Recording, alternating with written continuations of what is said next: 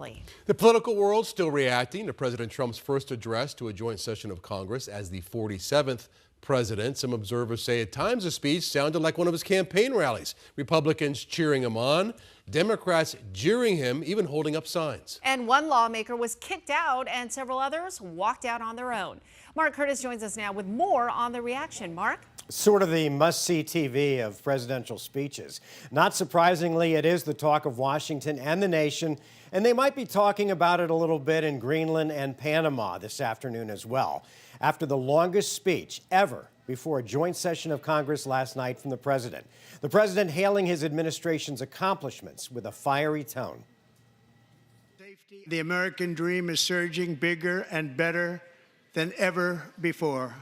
And praising Elon Musk, the billionaire behind the move to shrink government programs, leaving thousands of federal workers without a job. He's working very hard. He didn't need this. Republican allies call this speech a victory. Democrats disagree. Everything the American people put their trust in him to do, it is a betrayal. It is a betrayal.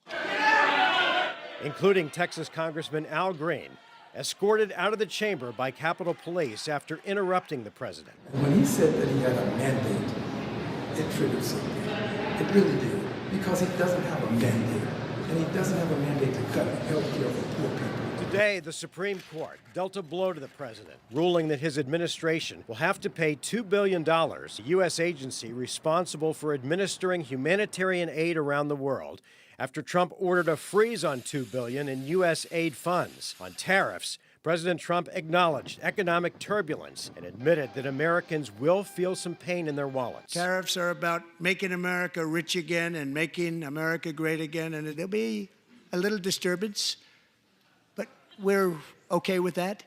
It won't be much. The president also bucking tradition, staying in Washington after the speech, while Vice President Vance hits the road to sell the administration's vision, visiting the southern border today.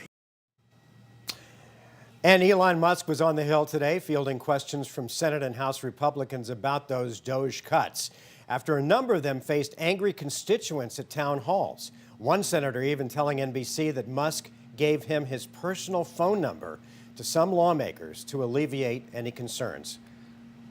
Troy, I didn't get Elon's phone number. You didn't? No.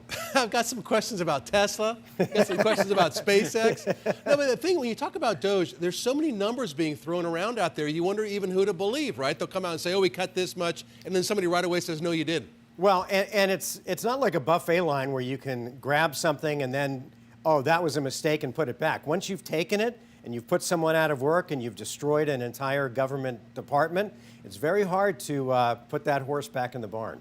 All right, we'll see how this goes forward. Thank you, Mark.